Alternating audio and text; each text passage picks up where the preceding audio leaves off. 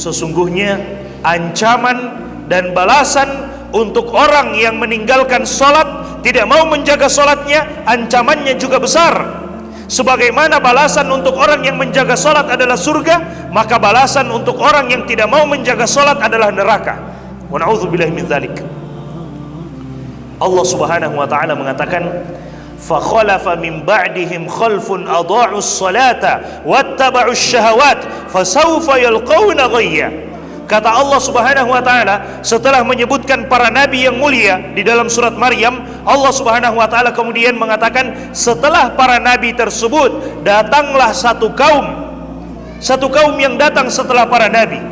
Apa ciri-ciri mereka? Allah Subhanahu wa taala katakan adha'us shalah, mereka suka menyia-nyiakan salat, mereka suka meninggalkan salat, mereka tidak mau memperhatikan salat, mereka anggap salat ini hanyalah main-main. Mereka anggap salat itu tidak lebih penting daripada gaji dan penghasilannya. Wattaba'us syahawat, dan mereka lebih mementingkan apa yang diinginkan oleh hawa nafsunya. Kata Allah Subhanahu wa taala, fasawfa yalqawna ghayya, maka mereka kelak akan mendapatkan kesesatan dalam hidupnya. Mereka akan mendapatkan kesesatan dalam hidupnya, dan siapa yang sesat maka janjinya adalah neraka. Wa na'udzubillahi min dzalik. Mereka akan mendapatkan kesesatan, tidak tahu arah. Mereka akan dapatkan kesesatan dalam hidupnya, meskipun mungkin gajinya berlimpah, penghasilannya berlimpah, tapi tidak ada keberkahan di dalamnya. Mereka tidak akan rasakan keberkahan di dalamnya. Kenapa? Salat mereka tinggalkan. Allah Subhanahu wa taala katakan, "Famanittaba'a hudaya fala yadhillu wa la yashqa." Siapa yang mau mengikuti petunjuk hidayahku, maka dia tidak akan tersesat dan dia tidak akan menderita, kata Allah Subhanahu wa taala. Waman a'radu an dzikri, tapi siapa yang mau berpaling dari peringatanku, siapa yang mau berpaling dari Allah Subhanahu wa taala, fa inna lahu ma'isyatan dongka, maka baginya kehidupan yang sempit. Wa nahsyuruhu yaumal qiyamati a'ma, dan dia akan dibangkitkan pada hari kiamat dalam keadaan buta. Padahal dulu di dunia dia bisa melihat, tapi di hari kiamat dia dibangkitkan dalam keadaan buta. Maka orang ini mengatakan, qala rabbi lima hasyartani a'ma wa qad kuntu basira.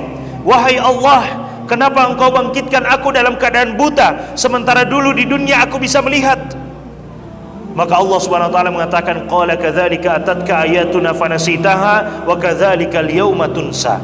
Demikianlah dahulu telah datang ajakan-ajakan kami, telah datang ayat-ayat, telah kami turunkan ayat-ayat untuk mengajak kita beribadah kepada Allah.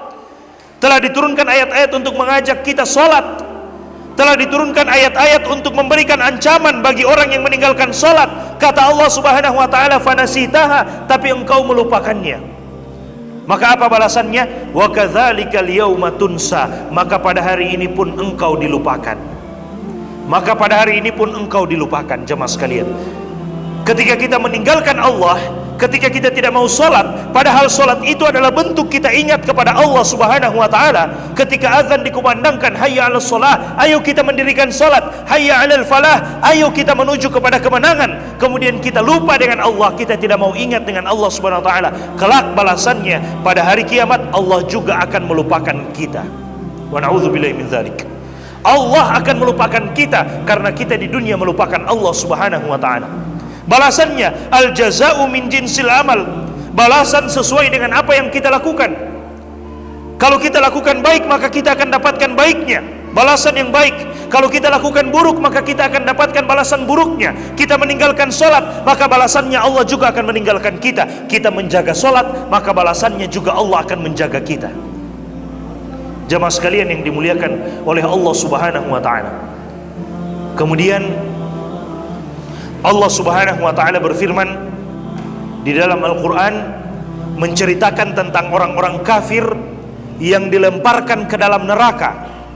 Setelah mereka dilemparkan ke dalam neraka, Allah Subhanahu wa ta'ala kemudian bertanya, ma salakakum fi saqar, wahai penduduk neraka, apa yang menyebabkan kalian dilemparkan ke dalam neraka saqar?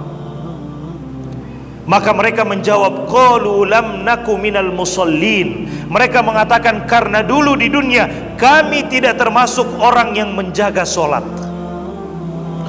Karena dulu di dunia kami tidak termasuk orang yang suka menjaga solat. Kami lebih pentingkan gaji kami lebih pentingkan penghasilan kami daripada solat. Hubungan kita dengan Allah Subhanahu wa ta'ala, berapa gaji kita, itu pemberian dari Allah Subhanahu wa ta'ala. Dan Allah Subhanahu wa ta'ala mampu memberikan sesuatu yang lebih besar daripada itu. Tapi kadang kita lupa, Allah sudah memberikan gaji kepada kita, Allah sudah memberikan penghasilan kepada kita, lalu kita lupa dengan yang memberikan itu. Kita lupa dengan Allah Subhanahu wa ta'ala yang memberikan itu kepada kita semuanya.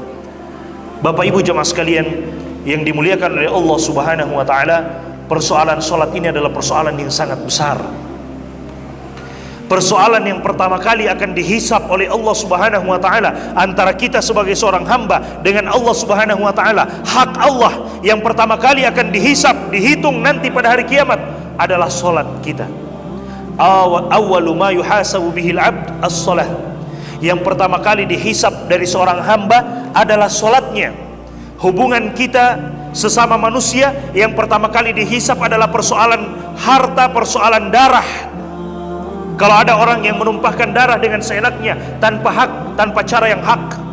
Tapi persoalan antara kita dengan Allah yang pertama kali dihisap, dihitung pada hari kiamat adalah solat. Kata Nabi SAW, "Idza saluhat, saluha sairu amalihi." Jika solat kita baik, maka amalan-amalan yang lainnya juga akan ikut menjadi baik. Tapi jika solat kita buruk, maka amalan-amalan yang lainnya juga akan ikut menjadi buruk. Karena solat dapat mencegah kita dari perbuatan yang keji dan perbuatan yang buruk. Inna salata tanha 'anil fahsya'i wal munkar. Sesungguhnya solat ini dapat mencegah kita dari sesuatu yang buruk. Kalaupun kita terjatuh, maka dengan solat itu kita akan dibuat bisa kembali kepada Allah Subhanahu wa ta'ala, bisa langsung bertaubat kepada Allah Subhanahu wa ta'ala. Kenapa? Karena kita menjaga solat kita. Jaga solat Bapak Ibu jemaah sekalian. Dunia ini sementara. Tidak ada yang tahu kapan kita kembali kepada Allah Subhanahu wa ta'ala. Sementara semuanya. Mungkin kita sudah mendengarkan ada orang yang telah meninggal, dia sudah pergi, tinggal mempertanggungjawabkan apa yang telah dia lakukan dan tidak mungkin dia kembali lagi. Seandainya ada manusia yang meninggal kemudian bisa kembali lagi, maka kita bersantai-santai hari ini karena kita yakin kita bisa kembali lagi. Tapi itu tidak mungkin. Tidak mungkin jika kita sudah dipanggil oleh Allah, tidak mungkin kita kembali lagi. Tidak mungkin kita kembali lagi.